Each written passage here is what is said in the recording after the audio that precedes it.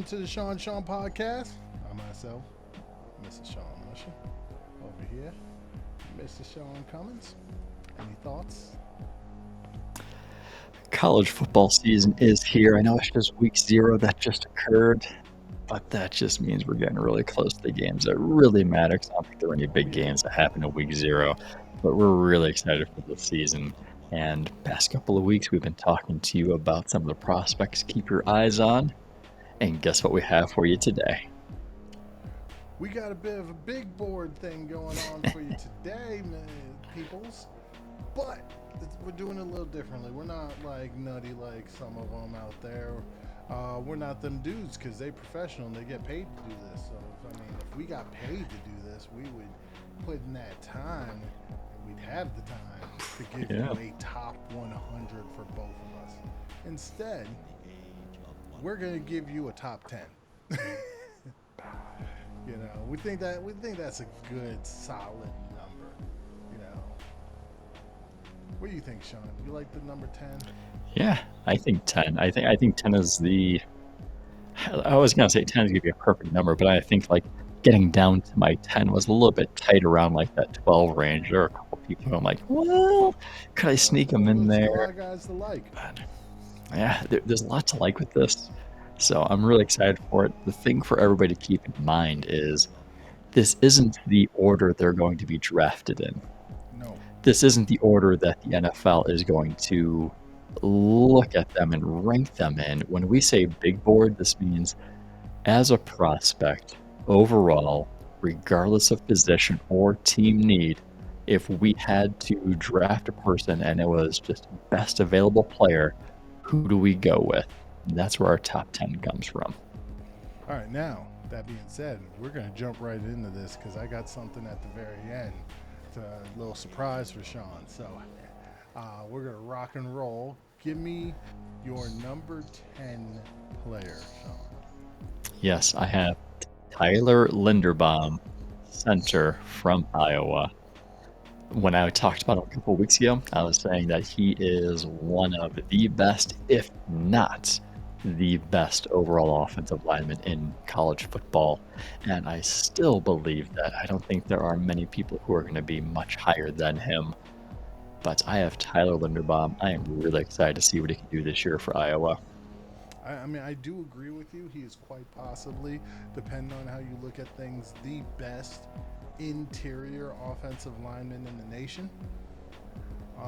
There are some other debates depending on where you want to put another specific player who we may be talking about coming up soon. I know I'll be talking about him. Now, my number 10 player is Drake Jackson, edge out of USC. And this guy's, if he can put it all together, this guy is a guaranteed top 10 pick. This guy's dynamic. He's got excellent length. We'll see how he does with the move to outside linebacker, which I don't think really matters in today's NFL. It doesn't matter if you stand up or if you're on the ground or if you're hand in the dirt. Versatility actually will only help him. Spoiler, it was really hard leaving Drake Jackson off my top 10. It was really hard. I understand. He's a good player. He is. But I think I have a pretty good player at my number 9 spots. Who's number 9? I've got UNC quarterback Sam Howell. And I know a lot of you are thinking, but he's a quarterback. He's going to be drafted like 1, 2, or 3. He might be, but remember what I said a few minutes ago. This is how we're reviewing prospects. If it was just best available player, not putting that positional urgency on the quarterback, right? We know quarterbacks always go in the top 5. Do they always deserve to go in the top 5? Nope. No. They sure don't. Because you, Baker. Let's see, you have Baker, you have Carson Wentz, you have Jared Goff. Those just Kyler. Kyler. Even this year, you could make the argument: should Zach Wilson have gone top 5? Should Trey Lance have gone top 5? That right? Argument. There's the argument there. A lot of times it'll be, no, they didn't deserve to go top 5, but that positional need created the urgency for it. So we're throwing that urgency out the window. I got Sam Howell, number 9. There's a lot to like about him. Is he undersized? I mean, Maybe. does it matter? Does it matter now? Drew Brees, I think, blew that whole concept up between Drew Brees and Russell Wilson. Yeah, absolutely. And look at Baker Mayfield, because Baker Mayfield is technically an undersized quarterback himself, but he has that Same great size. accuracy. Same size. Yeah. You know. Now, that being said, just letting everybody know, my number 9 guy is also Sam Howell. Just so you guys know. So somehow we were on the same page there. I'm sure things will change. Maybe a little bit. Maybe a little bit, maybe. All right, so my number 8 guy is going to be Oklahoma quarterback Spencer Rattler. Look at you with the back-to-back quarterbacks. I know, which guess what means there's no quarterbacks in my top 7 when it comes to draft prospects. So keep that in mind. It's not that I think Spencer Rattler is a bad player. He's got a lot of athleticism. He has a very high ceiling. But if you weren't a quarterback, right? If we didn't have that urgency for quarterback, he wouldn't go number 1. You wouldn't go number 2, number 3 if you're.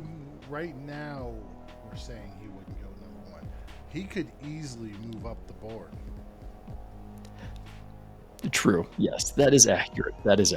If the draft is being held now, he wouldn't go number 1 unless it was a quarterback needy team that was in need of that franchise quarterback. Right. Now, moving on to my number 8 player, and that's Brandon Joseph out of Northwestern. And yes, I remember Sean talking about some of his hitting ability on that episode, which I said, you can't teach that aggression. This guy has got a lot to like, a lot of range, a lot of versatility, and yeah, he can lay the lumber. So I look forward to seeing what he's got, and I like the fact that I got a Northwestern guy in there. I like that. Spoiler again, it was hard leaving Brandon Joseph off my list. Shame on you. It was. Ooh, but moving on to my number 7 guy. Yes, who is this? Number 7 is going to be one of those offensive linemen that I like a little bit better than Tyler Linderbaum. It's going to be Texas A&M Kenyon Green. Spent the last few years playing guard. He's going to kick out to tackle this year. Very talented player. Very talented. I like him more also. It's a high ceiling that he has. I agree with you. I also think he is going to ultimately in the NFL be an interior offensive lineman, to be honest. And I think that's important to note that he's going to be an offensive lineman. I grant he's playing tackle this year because, I got to throw another spoiler out there. When we did our tackle series, I had Jackson, what was his name from Washington? Jackson Kirkland. I had Jackson Kirkland ranked higher than Kenyon Green, but Jackson Kirkland's not in my top 10. Yeah, what's going on there? Yeah, because if Kenyon Green is a guard, if he's playing on the interior, his value increases it a little bit. It does. So, not that I missed anything, but we just gotta put things in context. All right, going with my number 7 guy, it is Andrew Booth Jr., Clemson cornerback, and I know Sean isn't there yet with this guy, but this guy, if he puts it all together, he's an absolute bona fide stud. This guy, first of all, spectacular catches are insane. Like, he catches the ball better than the wide receiver, but his coverage is there. We just need to get more of that consistency. Yes, I know it's important, but we'll see what happens. He was my number 3 cornerback. It's not that I'm not there with him, but He'll prove me wrong this season, right? He'll Yes, he prove will. me wrong. But I do have a cornerback at number 6 myself. I have Kaiir Elam from Florida. And I am much more excited about him than you are. He Yes, you are. is, and this is going to be one that kind of proves you wrong throughout the year. Playing in a tough SEC, he is a lockdown corner. That's Here's what the he thing. does. I don't think he's bad. I don't. I just think in terms of draft prospects, he is what he is. And A shutdown corner. Yes, I'm sometimes glad you agree with me. sometimes having no upside does not work in terms of draftability. You know this. Don't get me wrong, he's going to be a solid player. I don't know if he's a shutdown corner, but he's going to be a solid player in the league. He'll be a starter, but I don't know, like high floor, possibly low ceiling type player. The NFL doesn't always like those guys. He'll prove you wrong, don't worry. Moving on. So my number 6 guy is Spencer Rattler, quarterback out of Oklahoma. And yes, most of this is based off potential. This dude's got an insane arm. This arm is ridiculous. And he's got a lot of ability. He's got Lincoln Meyer there, which everyone thinks Lincoln Meyer is going to make him a dude. So we'll see what happens there. But this guy could develop to be one of the top picks if not the number 1 overall pick in the next draft, which automatically puts you up here pretty solidly on a big board. I think we just had a cameo. We did. Yes, we did. That's my All right. baby girl. That's Shadow. Moving on to number 5. Number 5, we're going to Alabama. Left tackle, the monster, Evan Neal, 6'7", 360 pounds, size, length, strength, athleticism. Man, he is rare. He's not quite as rare as a Penn Sewell. Come on, folks, don't give up on him already. It's just the preseason, but He's young, people. but Evan Neal is very rare with what he can do given his size. Oh, there's a lot to like about him. I'm really excited to see him this year. Funny thing, I also have Evan Neal as my number 5 guy. So not much variance there, but how could you pass up on this guy? This guy's going to be an anchor for a team. If he develops properly, ain't nobody getting past him. I right. Sure won't. Moving on next to the number 4 guy. All right, full disclosure, right? You heard me talk about Evan Neal. You heard me talk about Spencer Rattler, Sam Howell, right? That's the end of my offensive players. That's it. Like this draft, I am really excited for the defensive potential. My top 4 guys, defense. And we're going to start number 4, DeMarvin Leal, defensive tackle, Texas A&M. You don't see many people move the way he moves and does what he does. At that size? 290? That size. Oh man, I'm really looking forward to Texas A&M season. They have a lot going for them. They have a lot of good prospects to keep your eye on. But DeMarvin Leal, that's the dude. Now, just letting everybody know, he is the closest thing that we have seen to an Aaron Donald since Aaron Donald. Now, note, we're not saying that he is Aaron Donald because there is only one Aaron Donald. But if there is anybody with the possibility of developing into an Aaron Donald type player, it's this guy. It's just the movement skills, how he can shed blocks. The fact that they put him at end and he still thrives is insanity. Now, no, he'll never be there full time, but it's just crazy that he can play any position up and down the line. Now, moving on to your number 3 guy. Just so you guys know, my number 4 guy is also DeMarvin Leal. So we're just gonna move it all on, Yeah. because we got more to come. A couple of weeks ago, a couple episodes ago, I was talking about the blue chip prospect, and really for me, it's these top 4 guys, and they're all defense. At this moment, I don't see any of those blue chip prospects being on offense. I see all 4 of them being on the defensive side of the ball, starting with DeMarvin Leal. My number 3 guy. Because I think Neal could be in there. I'm just saying. He could be. I think at this moment, it's just these top 4 defensive guys. But could that change by the end of the season? Could we see more people moved up? Yeah, we might be able to. But right now, let's get to your number 3. Number 3, we're going to Oregon. Go Ducks. Kayvon Thibodeau, edge rusher. Man, there is so much to like when you watch him. He can play anywhere you need him to play at the defensive line.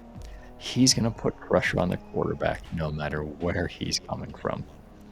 You need him to stop the run. He does that pretty damn well too. And the amazing thing is, his run defense is underrated because his pass rushing is so good. I'm looking forward to this, the Oregon and Ohio State matchup. True. Thibodeau, Munford, yes. We're going to see what goes on there. We're going to see some fun stuff there. Also with that, you're speaking of his run defense. He has actually some amazing ability to stop the run. You don't get pass rushers out of college who also are equally as good at run defense. And I mean, that's a rare thing. This guy just needs to clean a little bit up and get a little bit more consistent. And I mean, pure pro ready coming up. Moving on, because Thibodeau is also my number 3 guy. Yeah, I know, we're getting boring, people. We'll get to some fun stuff soon. Who's your number 2 guy, Sean? Number 2 guy is someone who I am just equally as excited about. Derrick Stingley Jr., cornerback, LSU. He has been so impressive since his true freshman year. He's been a shutdown corner since his true freshman year, since day one, and I don't see anything changing this year. I don't see anything changing next year after he declares for the draft either. There's so much to like about him. Size, athleticism, coverage, he's got it all. If you want a cornerback prospect, 6'1", 195, reportedly 4.3 speed. Oh, man, if you need a cornerback, this is the guy. Now, all that being said, here's the thing. I'm also Derrick Singley Jr. for my number 2 guy. And you said shutdown. No. He's been the best cornerback in college football since his freshman year. I think that's a better way of putting it, yeah. This dude was pro ready coming into college. You know, it's just let's just do the formality, get him out, and let's make this happen. All right. If anybody watched that last episode of our college football scouting, they know who both our number 1 player in college football is. We stated it then. We're going to show it to you now. Sean, say something about the man. Kyle Hamilton, safety, Notre Dame. This guy is rare.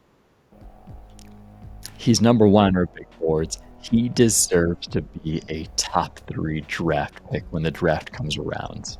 He deserves it. Will he, because of that positional value? Debatable, but he should be top 3 selected. He's 6'4". He's 220. He can move.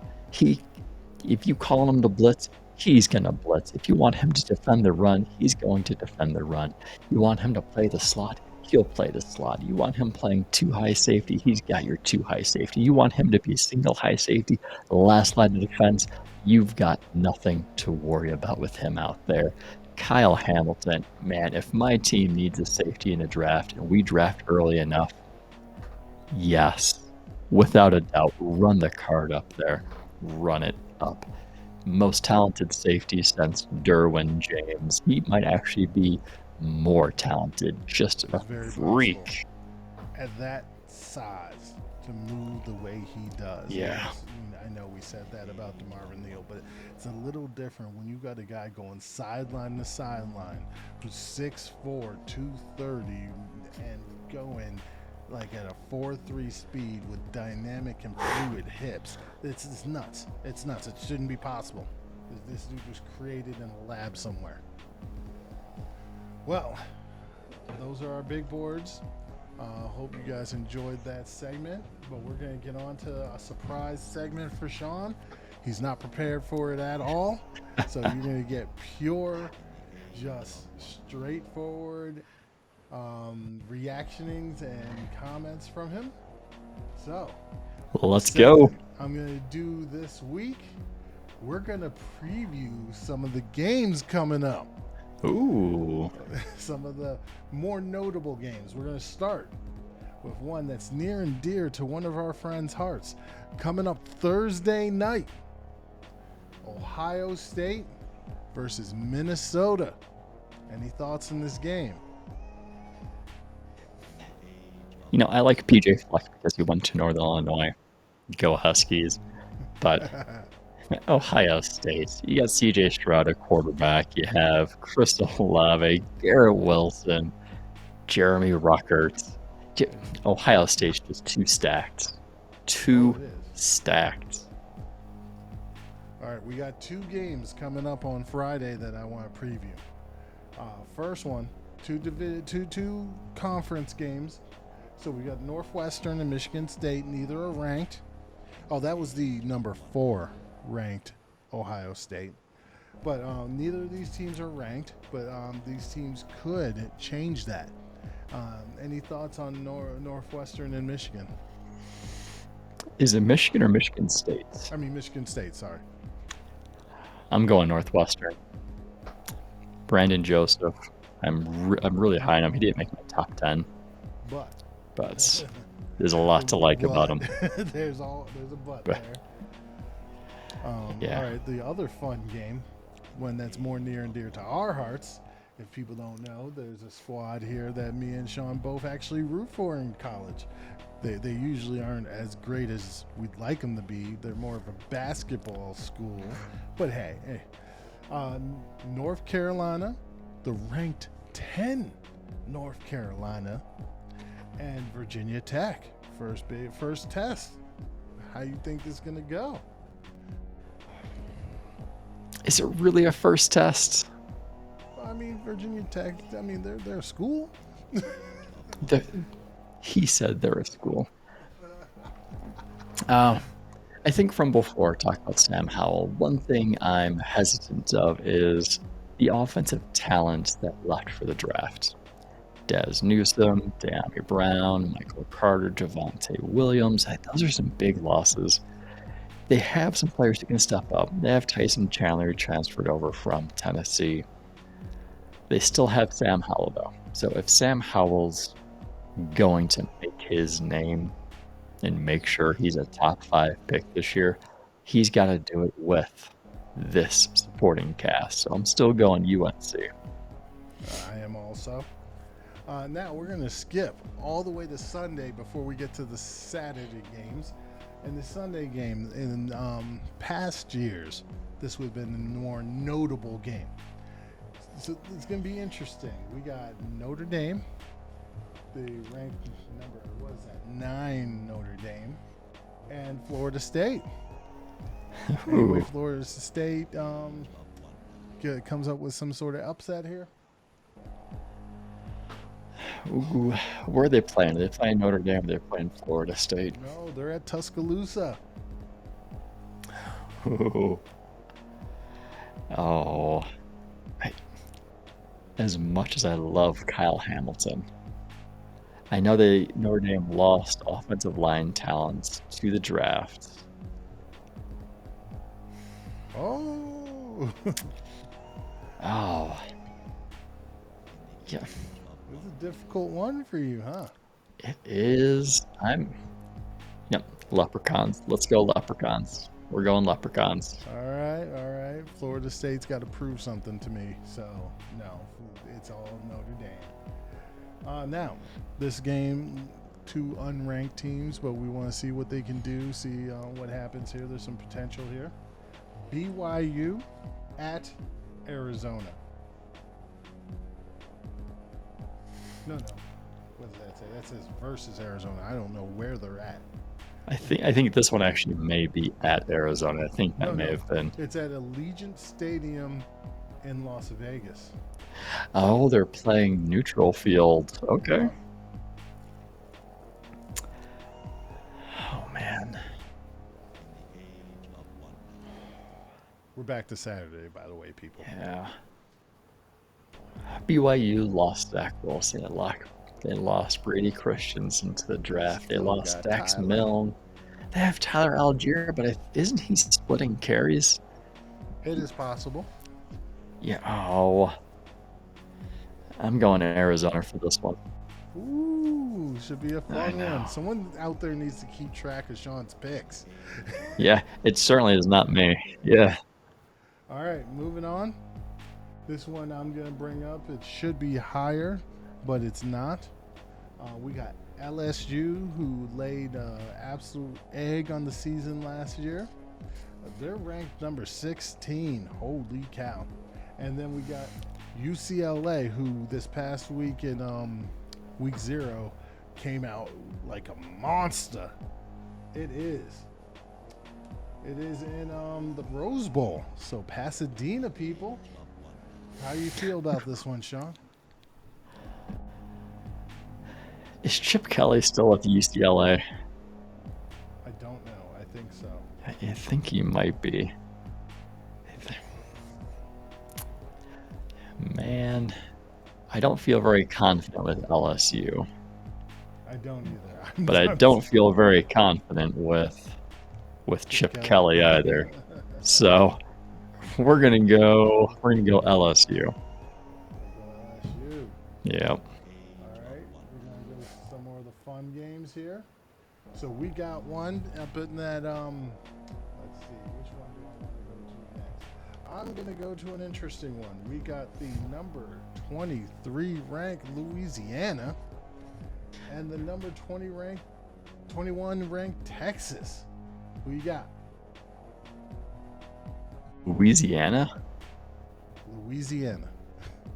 What? They're ranked? No kidding. Number 23. Okay. Hey, I'm with you. I'm with you. I didn't know that. Let's go Texas.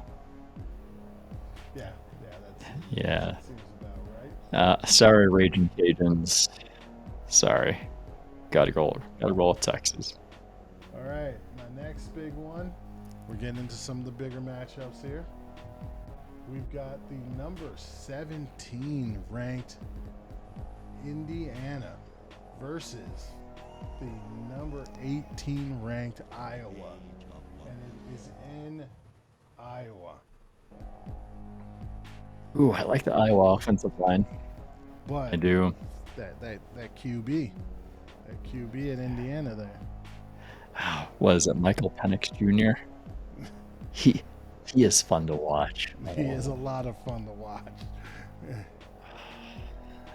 Indiana. Let's go Indiana. I'm there with you. I don't believe in Brock Purdy. Sorry. Wait, was it Iowa or Iowa State?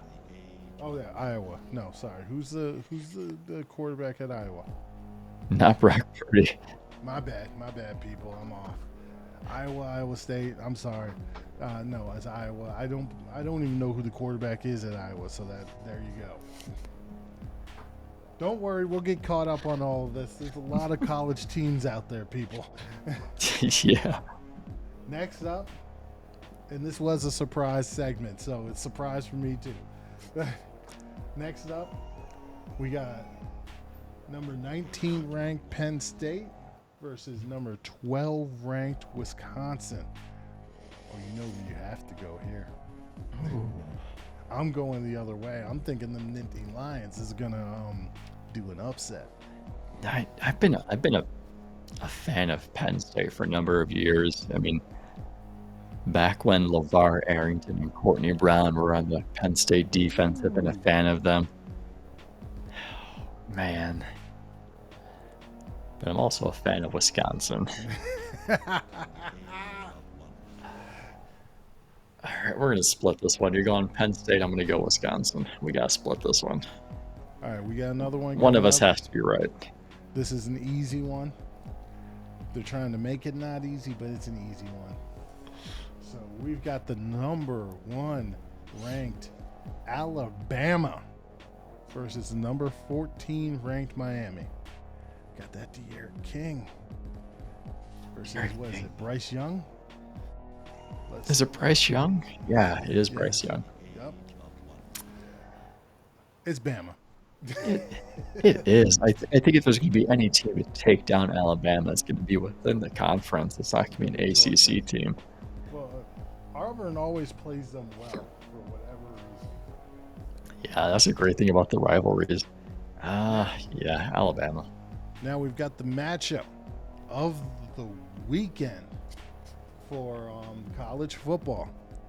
Do you know what it is? Are you ready for it? And we know what it is. What do we got? The number 5 ranked Georgia Bulldogs versus it's versus. So this is a neutral field versus the number 3 ranked Clemson Tigers. Very first week at Bank of America Stadium. Wow. I love when seasons start like this because you're thinking one team's playoff dreams continues and the other one, it doesn't quite die, but you got an uphill battle for the rest of the year. And then they've got to root for that other team the whole year. Yeah. This is difficult. This one is tough. I really like Georgia. Georgia is super talented. I know. Clemson is Clemson. I mean, yeah, Clemson is Clemson, but... Now. Georgia. Bulldogs. Want to know something? I'm going to go Clemson. Oh, you're a big fan of the Justin Ross guy. I get it. No. Here's the thing. The guy I'm a big fan of will not be playing in this game. And I think he would be the difference maker. George Pickens will not be playing in this game. If George Pickens was playing in this game, I think Georgia wins. Because I think it makes it a different game. But he's not there, which I think gives Clemson the edge because Clemson's guy is playing. You know, I'm going to have to listen back to this episode and see which ones I picked. Now I can see how well I did. Well, that's all I got. Those are the bigger games for the weekend. Sean, how you feeling coming up with this college football weekend? Anything else you want to add to it? Great time of year. College football season starts, and then right after that, we begin the NFL season. This is a great time of year. This is what we've been waiting for. Preseason's over. Week 0 is over. Now it's the games that really matter. Yes, sir. Any words of wisdom? Make sure you're wearing pants that are loose and comfy so you can just sit and watch football all weekend and not have to feel that judgmental grip of the pants on your waist. Just make sure you have loose pair of pants. Monarch, if you're tailgating or anything like that and you're making shish kebabs, be careful.